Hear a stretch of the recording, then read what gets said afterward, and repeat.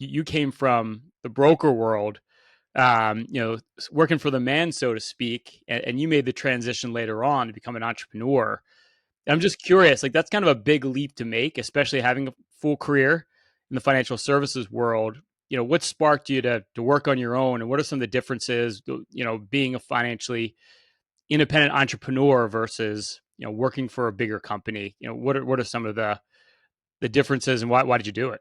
My impetus to really make the change was going back to what I love, and that's being an entrepreneur. So, for me, Ryan, it was kind of like I felt that way, felt valued, felt like I was making a difference, felt less so towards the back end of my career. So when I retired from that world in, 2009, I was 49. And my main impetus to make the change was to return to my roots of being an entrepreneur. I always had my own landscape business as a kid. I got Really? involved in, yeah, yeah. I used to cut lawns. I used to take my shirt off and cut lawns up and down the block that I grew up in Connecticut. And that was my deal. And I anything that resembled a small business, I would do. I sold door to door, in the Cub Scouts and Weeblos. I did all that stuff. So that's why I made the change. And I actually tried to retire for about a month and played golf and fished, and I was bored out of my mind. So that kind of quickly turned into, hey, what I really want to do is get involved in ventures and businesses. And I kind of watched my entrepreneurial friends do startups. I said, that looks like fun. I was always intrigued by M&A because I was in, as Chris knows, I wrote checks to a lot of companies that my friends ran, and kind of saw it through the lens of board of advisors, board of directors, but didn't really have an operating role. So really, when I left corporate world, I kind of thought of myself as a reformed senior executive turned entrepreneur, and basically said I'm just going to start a consulting company called the Velardi Group and wrap everything into that. And I got involved in way too much, way too fast. I got involved in probably 20 ventures, and that was really fun. That was my law of 10,000 hours. So long story short, it was I always felt like an entrepreneur. When the current world I was in, though fulfilling in lots of ways, became less so. That was my red flag to say I need to get out and go back to it. And I got a lot of advice from a lot of great people in terms of Yeah. do's and don'ts, but there's no substitution for the law of 10,000 hours, and that's what I've put in over the last 10 to 15 years. So just like give an example of like what were you doing in corporate America near the end where you're just like, this is not what I want to be doing? Were there like specific examples of things that start happening in your professional career where like this just doesn't jive with the fact that, you know, I like to do things more entrepreneur, like I like to go door to door and sell Bibles, or what were you selling? Hmm. Yeah, I didn't do that, but I probably would have if somebody presented the opportunity back then. It just didn't happen. So I think the biggest catalyst, if I were to look back, was when I was required to get an office in Minneapolis. And I would have to, every other week, get up at 5 a.m., squeeze in my workout, and fly up to, Minnehaha. And the doors would open in the airport at 8 a.m. and my nose would freeze, and I would go to my office and all day long be in all these corporate meetings, and people love to hear themselves talk, and meetings for the sake of that. And it just wasn't me. I was trying to conform and learn and grow in that world, but I got farther and farther away from my true strength and genius and skills and passions. And so that really wore me down. And that's when I started to say, this just isn't me. I like to make things happen. I like to build teams. I like to have control and influence over outcomes. And when there was more and more layers put between me to accomplish that, did not give me the line of sight to matter, make a difference, and add value the way I had hoped. So all those things came together. But if you were to pick one thing, it was when they said you need to get an office here and be up here like every other week. And I was Hmm. like, oh, that's not going to work too well. So a combination of cold weather and corporate bureaucracy made you turn the corner. Yeah, I think that's well said, Chris. So, Peter, I understand that motivation, but you've worked with thousands and thousands of advisors, and you know thousands of advisors, and you know people in different business worlds. What is it? Is it because certain people, even though they were inconvenienced like you were, would never go out on their own, never take that step? I say you're not an entrepreneur until you have to make a payroll, That's right. or you're not an entrepreneur until you stay up all night figuring out how you're going to make the That's payroll, right. right? Or make that loan. Is there an entrepreneurial or ownership gene? I think it's partly innate, Bob, and partly learned. I think it depends upon your environment that you grew up with, been exposed to, in combination with kind of what's your true kind of calling, and how do you view life. So if you're raised to build characteristics of an entrepreneur, self-reliance, work ethic, risk taking, if you're raised in that way, then I think you have higher acclamation for it. My best kind of role model of success was my dad, who he started out as an office boy sweeping floors while going to NYU for a firm Ah, called Vanity Fair amazing. Mills. Yeah, right in Manhattan. And he ended up over 45 years becoming the CEO. And Wow. and he retired from the company, the same company he started off sweeping floors. And what that taught me was two things. One was, man, if you just work hard and do the right things and be kind to people and just do the right things to build a career, good things could happen. But I watched what he did, every day, his commute to New York, and I said, I don't want to ever work for the man. So it was like, Ah, there's no way I would do what my dad did. And then I started out my career like you guys as a financial advisor, being an entrepreneur, and it just kind of moved towards, because I got turned on by leadership, to move towards a management thing. And one day I woke up, it's like, how did I wake up and I'm going to Minneapolis twice a month and doing all that. So I don't know, Bob. I yeah. think it was, a combination of, I always had this drive to build things Mm-hmm. combined with kind of exposure to my dad. And the third frame was, I've been a student of leadership my whole life. I mean, I've read every book you can imagine.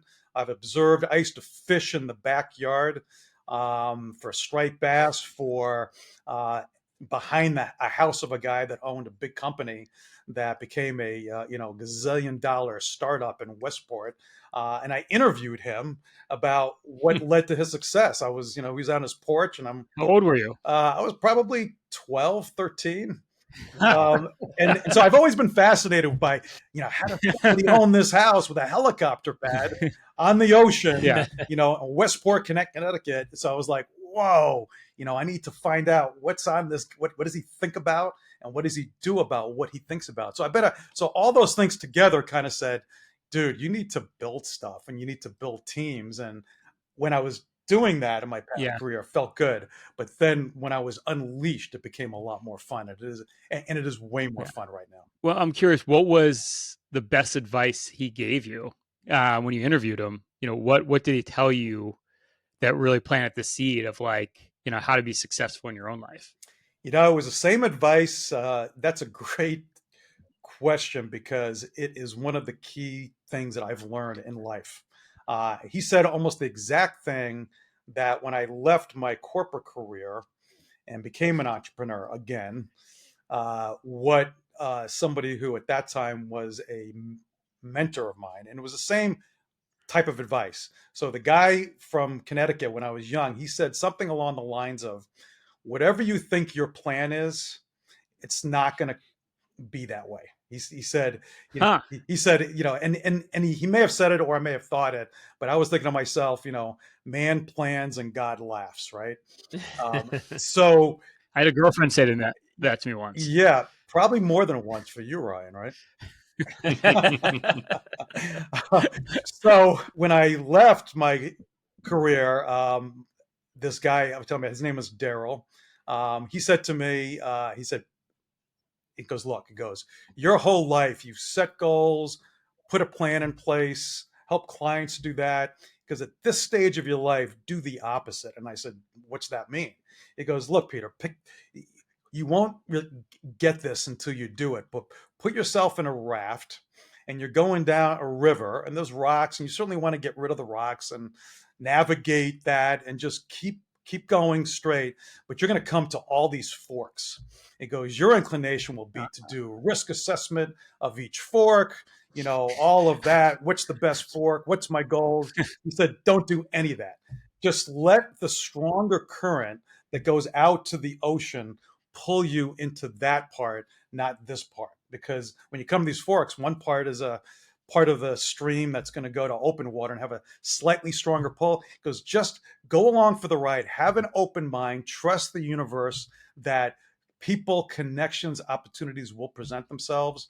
And I got to tell you, the last 15 years for me have been an absolute blast. I've been involved in some really profitable, interesting things, narrowed all those down to two things I do today, as you guys know. But that advice has led me on some adventures that if I had done my usual set goals and plan, would never have done or been exposed to. So now I'm way more chill about life and careers. It's like I just put my time into things where I think I can make a difference in the lives of others and therefore myself, because it feels great, and I just let the current kind of pull me to the right spots. But again, Peter, aren't there? I mean, you were willing to take that risk, and what you don't perceive as risk, but I know folks who are at 12 years old, if they're speaking to that entrepreneur in Westport, Connecticut, are thinking, I don't want to be like him. I want to work for him one day. Mm-hmm. Yeah. And so it's, is there a risk gene that people have? Yeah, I think there is, Bob. And thanks for asking that again, because I think there is. I think you've got to have something inside of you said that says that, a few principles. So I'm really big on being clear on my values, but then trying to learn principles like gravity, where if you say, you know what, I'm going to wake up today and I'm not going to respect that principle, that's painful if you decide not to do that. So, one of the principles of life for me has always been that life is one big optimization exercise, and that everything in life is risk. We walk out the door, you're taking a risk. You get on the phone, you get up from your bed, and if your blood pressure drops, you're taking risk. Everything we do in life is a risk. So once you demystify risk and say that there's risk everywhere, everything all the way through in life on this earth anyway is point A to point B. And if you're trying to optimize life, you're always constantly evaluating risks. But to me, the risk of staying in a company and working for the man was way higher than the risk of going out on my own and making a bet on myself and the teams that I could build. So that became, once you, like you all do, you help people understand risk, right? To one person, risk might be if my stocks drop 20%, I'm out of my mind. To others, the risk would be not knowing they drop by that and putting more into it. It's the same risk, the same exact risk, but just perceived in a different way. So I think a lot of it is how you perceive risk and how you choose to manage risk throughout your life, aligning to those principles. Yeah, well, it's funny. That's how we were raised. Actually, Bob always told us you had more risk working for a company than yourself. Which, to your point, it's almost how you view things. Because in our mind, I think growing up, actually working for somebody else always felt riskier than actually going out on your own. And I don't even, so it's like actually in a weird way, psychologically, we felt like it's more risk averse to actually work for yourself because you're not relying on other people. So I guess it is only the way that you view it. And that's funny because like how we grew up, you saw your dad going to the city every day. And you're like, you don't want that. I think with Bob, because you're always really an entrepreneur, we always thought, oh, that's the safe route. Which is interesting because you know what, Peter, you and I grew up in a world where People worked for a company, got their pension, got their gold watch, and moved on. And that's what they taught their children. Mm-hmm. So, I think it was a mindset that is unique. Yeah, it is. And what's going back to what you asked and kind of the environment, all three of our kids are entrepreneurs. Right. And so they did the opposite of what I did, right? In a sense, kind of like I did the opposite of what my dad did. But their world is, as they became young adults and now adults, their exposure to my career wasn't back in the day when I'm in Italy doing a conference or someplace doing, their world is me as the entrepreneur. And they see the freedom I have, the joy that I have. They've observed all of that. They've observed the best of my life as an entrepreneur. So they're like, that looks good. I don't want to work for the man. I want to do that. In fact, so much so that two of the three work for one of my businesses, and they left what they were doing working for the man to join me. So it is interesting, the exposure. I'm observing today. There's more and more because of the boomers. So many have done what I've done to go from corporate to an entrepreneurial life. I think they've seen their parents in that phase, like my kids, and more kids out of college are getting business degrees and becoming entrepreneurs and perceiving, like we've said, less risk with that than with working for the man. One of my nephew, one of the boys' cousins, is actually majoring in entrepreneurship, and I'm like, I wonder how you teach that. Yeah, it's like go to the school of hard knocks first, and then come back and talk to me Yeah. about that, right?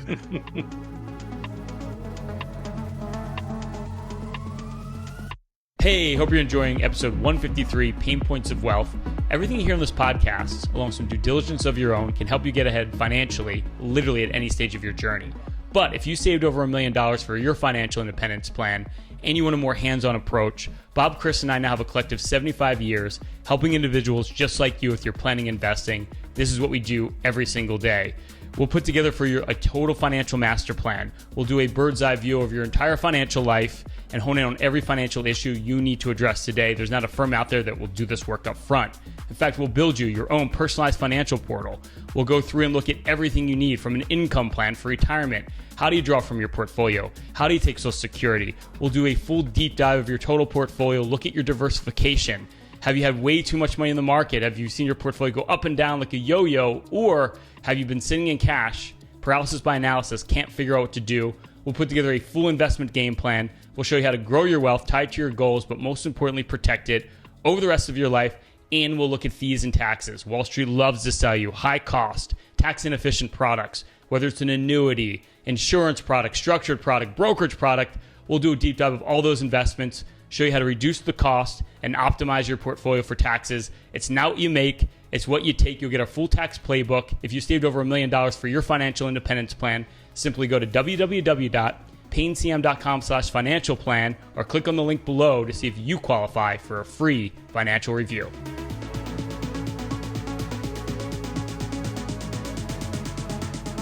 Well, I think that Peter, you made a good point. It's like, at the time where you're in that moment, you're working for the man, you don't realize that you are taking that risk, and that risk is that your destiny is controlled by somebody else. So, I mean, it's one of those things. I think that, in hindsight, you look back on it, you're like, wow, that's I really was taking more risk by having somebody else control my life. So I guess it's pretty good that, someone could go to college and take a class and they could say, look, go out and start your own thing. I mean, here's the benefits of doing your own thing versus working for somebody else. Yeah, and there's a lot of kids out of school. I say kids, but they're adults, really.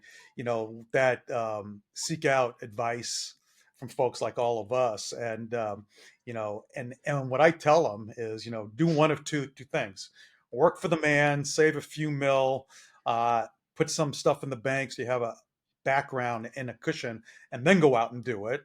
So that's one way to do it. But if you can find opportunities to work for yourself and build a team and find a niche where there's a legitimate problem that you can solve, whether you join, a smaller company that has a lot of upside where you can participate in equity. If you can cut your teeth doing that and find the right environment and team to join, do that. because you have way more control and way more upside to do it. And what's the worst case? You wake up in 5 years, it didn't work. You can always go back to work for the man. And so that's kind of what I'm seeing in today's youth. There's way more entrepreneurs in their 20s today than ever, because our environment was what you said, Bob, right? It's like, you Yeah. get a college degree, you get your business degree. I got mine from BU School of Management, SMG, which we called School of Money and Greed. Uh, so you get your degree, and then you like work for the man, and then you build a capital base, and then it's like, I'm done, and then you become an entrepreneur. That's kind of my generation thought of doing it. I don't think it's the same today. We're relieved because Chris thought Gen Z was not useful at all. So you've eased his mind. Yeah, I feel relieved now. Thank you. Nice. But the other thing is, once you're successful, to some people, you make it look easy, and it's not. And that famous quote, "Only a paranoid survives." So, what type of paranoia did you have when you were making that transition, Peter? Yeah, there's all sorts of fears that go through our minds, and sometimes it's legitimate, and sometimes it's false evidence appearing real, right? So it's, Yep. and I think the key as an entrepreneur is to understand the difference between the two, and to really, have a constant process of urgency. So all the fears. In fact, we were at an event last night, and speaking to a guy who just began a new company. He was saying that he's up all night long worrying about everything all the time. And he asked me the same thing, do you? And it's like, I really don't. But I've got this 24/7 urgency, like to make things happen. But it's not a worry. It was more, the clock started to tick on life. And I'm like, if this isn't going to happen, I need to get off a dead horse and move into something else. And so the art, I think, of an entrepreneur is to know when the horse is dead and you've got to get off of it, versus, it's darkest before dawn, and you're literally a day or week, a month away from turning this thing around. One example would be, I was involved. One of my best friends started a company that he proposed on a napkin to me and say, "What do you think?" And I said, "Don't tell anybody. This is a great idea." And long story short, he launched it. He hired me as his C-suite consultant to do his first two capital raises, to consult his C-suite team. And he was about a month away from being bankrupt at one point, and found a way to pull through it. Fast forward the clock 8 years, he's had 3 exits. I've been part of all 3, and I got more equity with them, and they're going to have a 4th. And it's like, that's that point where you have to kind of say, do I push through and lean into it, or do I go off this horse and get to another one? Do I shoot one and jump on another? Why didn't you though? I'm curious. In that situation, you're on the brink of bankruptcy. You know, how did you have a feeling about that company may have a shot versus this is dead horse? Can you describe a little bit what the difference was and why you continue to believe in that specific company? Yeah, I think it's what I call an isolation exercise. You have to look at cause and effect and say, why is it a month away from being away from it? Bad idea. Is it they just run out of dough? And my best estimation, and it wasn't my call, I wasn't the CEO and founder, but he came to me and said, "What would you do?" And I told him I would do the same thing I know you're going to do, and that's I would lean into it hard and find a way. And the why is because every other piece lines up except for cash flow. Every other piece, market demand, confirmed relevancy, insanely strong team, insanely strong CEO, and great momentum in every other way. If they were just having a cash flow crunch, and those are the times you got to find people to write checks, or you got to write your last one yourself, because that's the time where you really are in a situation where it's darkest before dawn. Peter, you said that when you left your corporate job and you went and started the Velardi Group, and you said you talk on way too many businesses. Of those businesses, what made your most successful one successful? Yeah. So I went from 20 or so where I had lots of roles, consultant. What was the worst one? The worst one was a big money raise. Well, worst and best. The worst one, outcome wise, was a money raise for a movie that everything lined up and would have been huge, except for distribution, where the company they hired for distribution committed fraud, not just to us, Oh, but 10 other Oof. firms. Had it not been for that, this would have been not just a single, this would have been a home run. And it was best in the sense that I met some of the greatest people from doing that. The worst in that everybody lost everything. And about a year or two of time. We raised over $100 million to fund a movie, Grassroots. And it got made, it got produced on 4,000 screens for distribution, but what we thought they did. So what I learned about that is that it's not ever what you know that goes wrong. It's the things you just don't know. You can't foresee, you can't project. So that's what I learned from that one. What I learned goes right is my influence. So what I learned was I don't want to be involved in anything that I can't personally, invest in, impacted. influence, Yeah. and play a role. And I learned that, the law of 10,000 hours, you learn a lot. You learn what to do, what not to do. You learn trends and themes to why things work, why things don't work. I don't write a check to invest in private equity anymore unless I feel like I have some influence on it.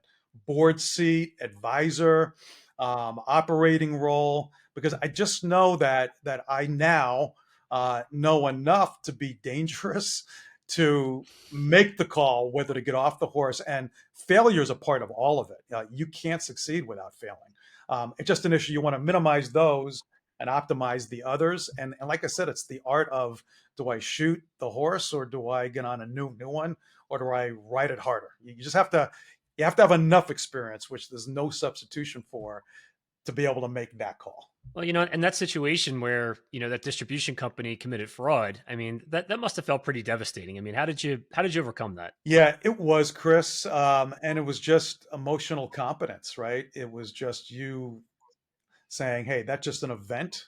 And I have a choice how I respond to that event.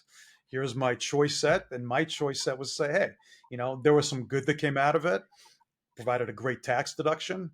There you go. Met some great people, learned a ton about what could go wrong. I can parlay that knowledge into something else that's meaningful. And you say the word that I've always taught people for the last 40 plus years to say, and the word is next. You just move on, and you release that, and you move on to something else. It kind of fits into this philosophy, which is very clear about what I love is, life is an exercise in optimization. I think that's a great line. I think it exemplifies you. Like, for as long as I've known you. And I think it also plays into, you've built this entrepreneurial life for yourself. Like you said, your kids now really admire the way you have the freedom, but it also seems like you're not just optimizing for the financial aspect. Ever since I've known you, it's really this balance between your health. You're always on to like what's new and innovative when it comes to nutrition. I know you work out like a madman. You're probably one of the healthiest guys I know. Can you talk a little bit about that, just your overall philosophy with optimization, especially on the health side as well? Because I know it's a big part of how you've kind of built this life and ecosystem around yourself. Yeah. And again, for me, it kind of comes down to principles. And thanks for saying all those nice things. To me, it's not just about optimizing one part of your life. It's about optimizing all parts of your life, right? So for me, it's my business life. It's health. It's my relationships. It's like, Ginny and I have now been together 40 years, married 34 as of Sunday, so that's Bob 47 today's got you beat. Yeah. Congratulations, Bob. Yeah. Thank you, Peter. So that's kind of principle one. Principle two would probably be that I'm always seeking balance. I'm a big fan of, and I've seen this over years and years. I'm a big fan of kind of yin and yang, and that at any point in your life, having the right mix of chaos and order. So that's working out versus rest. It's saving versus spending, giving versus saving. I've had people try to convince me that that's called the mushy middle, and that you should live on the sides of risk and safety. And uh, I never bought that. I never bought that at all. I've always known that both are necessary. My mom used to say all the time, eat in moderation, do everything in moderation. And it's true. It's very true. So that plays into the optimization, because you can't go and not recharge, right? It's why great entrepreneurs self-impose structure. And that means you've got the right time to game time, focus time. You've got, time to prepare for that game time. And then you have free time. You need time to recharge. Yeah. So part of the way I view life is that I'm always, I can tell when I'm out of control and I need a little more order. And I can tell times when things are kind of boring and I'm feeling comfortable, which is like, to me, the fifth sin of the world. Um, so it's like comfortable. Why would I want to be comfortable? I want to grow. It doesn't sound like moderation to me. I don't think it's moderation at Oh, I all. I do, think it's like Red. you're doing I do. no, but it's you're doing everything intensely, but you're also taking like need a rest in between. I wouldn't say that's a moderate man by any Yeah, means. but think of it this way. Intense moderation, right? Come Yeah, on. like I Yeah. I rest intensely too. Intense moderation. Like if you see It me wouldn't at be the a lake house on a Sunday, on my top deck of my dock, I rest hard. I really do. I take naps. Intense rest. I watch my golf on TV and watch the ball go like this for 3 hours. I love, and that's my growth opportunity, Ryan, because you're right. Like, because I can be very, very intense. So, for me, it's making sure I have the order to offset that. So it is about optimization. It is about um, trying to find that balance at all times. And then for me, it's all about, when I say optimize health, it's all, to me, it's about health span, not lifespan. It's not, I want to live to 100 and then yeah. fall apart in the last phase of it. I want to live healthy as long as we can. Can you walk us through your schedule? Like just describe like how do you balance those things out through the week and the day? Like what's your typical schedule look like? Because I'm curious. Like yeah, how do you approach the day to make these things happen? Just make it more tangible. Yeah, for sure. So three pillars, I guess, to pay attention to: sleep, exercise, diet. If you don't get those three right, you're not even in the game, right? And so, Okay. and there's a lot I could say about all of those. Yeah. Here's my day. So, and Yeah. I'll just Just want to hear. right. So, try to get in bed by 10. Successful most nights. I'm up by 6. What do I do? The first thing I do is some form of red light. So we've got a red light panel that helps with inflammation, cellular repair. I do that for a half an hour. What do? You stand in front of them? Is there a Yep, you do front and back. light? Yep, so Bob, Okay. for your back, or whatever you're going through, red light therapy is fantastic. So I'll do red light about 3 times a week. First thing, I did it today. During red light or after, I'll do 10 minutes of meditation. I've got 3 forms that I do of that. Includes breathing, it includes gratitude, it includes focus for the day. I'll do that. If the sun is out, I'll try to get at least 15 minutes of sun. And when I do the sun, I do something called a gasku, which is Okay. a set of stretching and movement that kind of just jumpstarts your day. I'll do all that. All that takes maybe the first hour of my day. Then I'll do my Wow. first cup of coffee. And then I'm at my desk by 7:30ish, starting work. And then throughout the day, I will do what I call exercise snacks. So I'll get up from this podcast and I will go do something that means movement. Like example would be run in place for 3 minutes, or go. We have this jumping thing. I forgot what it's called. That you jump to like drain your lymph nodes. So that I fast 3 days a week, so I won't eat anything till like noon. 3 days a week. I will do what's called carb cycling.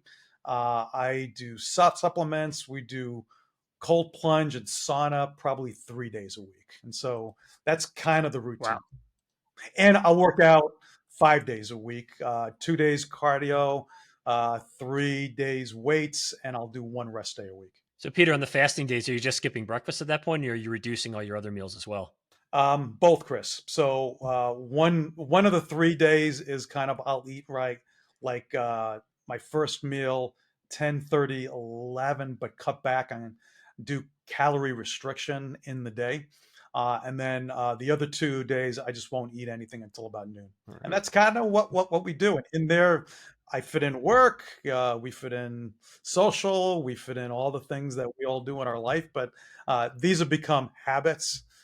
That's the most important thing I've learned is you can say whatever you want, but until and I've got note cards that I wake up that has all the things I told you on a note card. So I'm like a robot. I get up and basically I just do them. And I enjoy them and I try to lean into them to get the most out of them. So it's just not a Yep. routine. And then I'll mix things up. I'll listen to a podcast like this and somebody will say, this is what I do. And I'll say that's pretty cool. I don't do that. I should do that. And I'll cross one thing off I'm doing and add that to my list. I think we got the title of your book, Relaxing Intensely. Yeah. I love to relax. I love to chill. I love to rest, but I do it. And I don't know if you guys have found this, but Bob, I'm sure you have. The older we get, the more, your body tells you what to do. It's like if Yep. I wake up and I just feel burnt out in a day, that tells me, dude, rest today. Just, go for a walk. Right. We walk almost every day.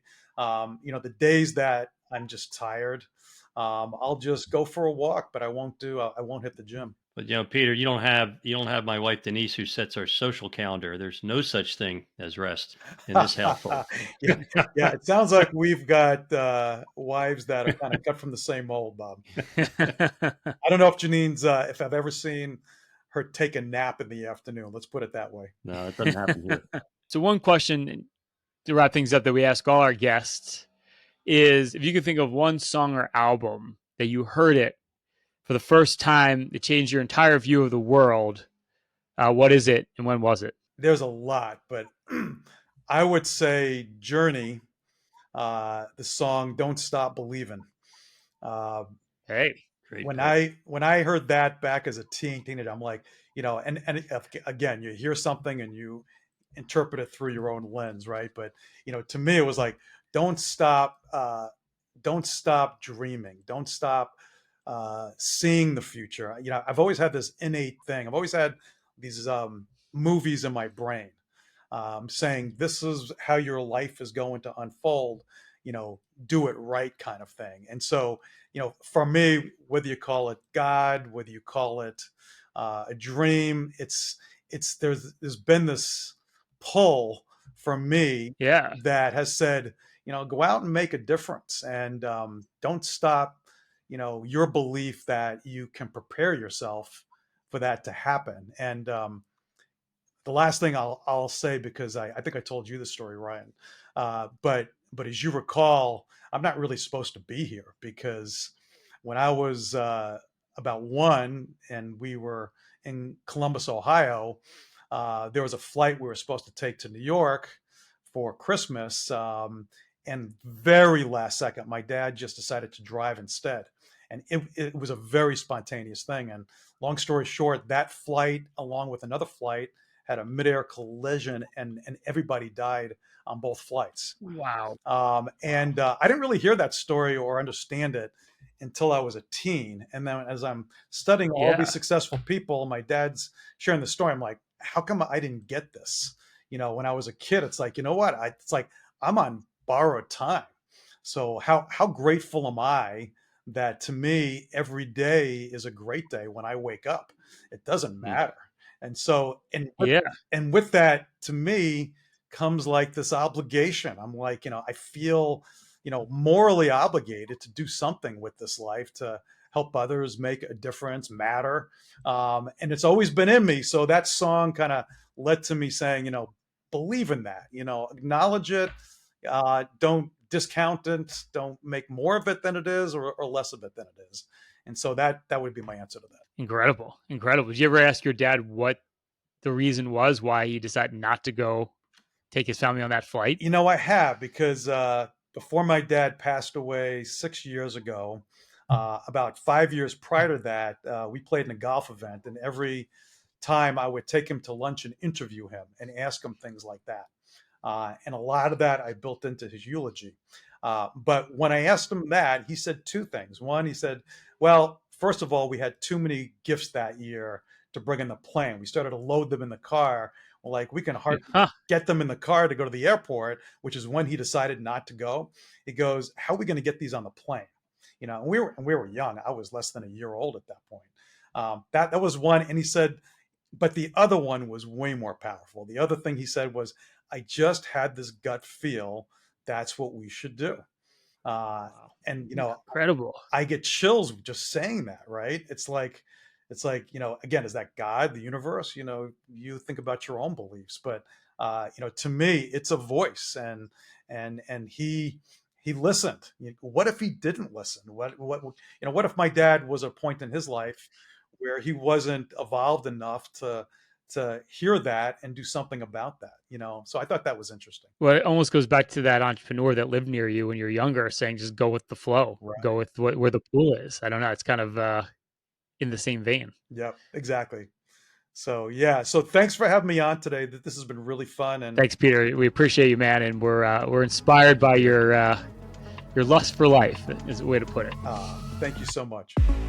Thanks for listening to The Pain Points of Wealth. Hopefully, you found the ideas discussed in this episode valuable and useful for your own financial journey. You can find out more about Bob, Ryan, and Chris's firm, Payne Capital Management, at BeBullish.com or through the contact information found in the description of this episode in your podcast player or app. Join us next week for another episode of The Pain Points of Wealth, brought to you by Payne Capital Management. Information provided on today's show is provided for informational purposes only and does not constitute investment, tax, or legal advice. Investment is obtained from sources that are deemed to be reliable, but their accuracy and completeness cannot be guaranteed.